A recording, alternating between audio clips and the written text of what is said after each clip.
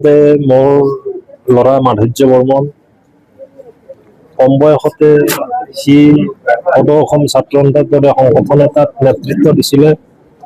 চামতা আঞ্চলিক ক্ৰীড়া অংগ ৰঙালী বিহু, মোৰ ৰুপিয়াবাথান ভকতপাৰা গাঁৱৰ মন্দিৰৰ সম্পাদক হিচাপে সি মানে বহুত আগৰণুৱা আছিল।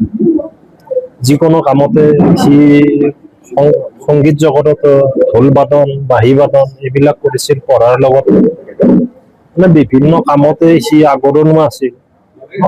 আৰু মই অসম চৰকাৰক এই বিষয়ে অসম চৰকাৰৰ মাননীয় মুখ্যমন্ত্ৰী মহোদয়ক মই এটা অনুৰোধ জনাইছো যে মোৰ ল'ৰাটো ঢুকাইছে, কিন্তু মোৰ ল'ৰাৰ দৰে যেন কোনো ল'ৰা অসমৰ মানে ঢুকাব নালাগে, তাৰ খুব বেদনাদায়ক।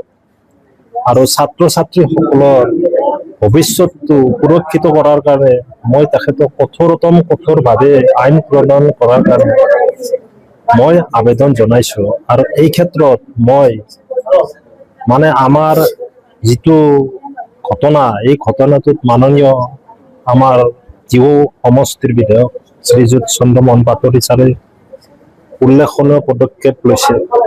মাননীয় উপায়ুক্ত মহোদয় নলবাৰী জিলা, মাননীয় আৰক্ষী অধীক্ষক নলবাৰী জিলা আৰু প্ৰতিখন থানাৰে মই থানাকে মোৰ ফালৰ পৰা মই ধন্যবাদ যাচিছো।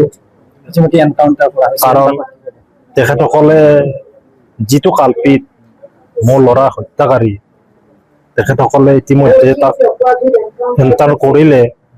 মই তাৰ কাৰণে যথেষ্ট মানে আনন্দ পাইছো।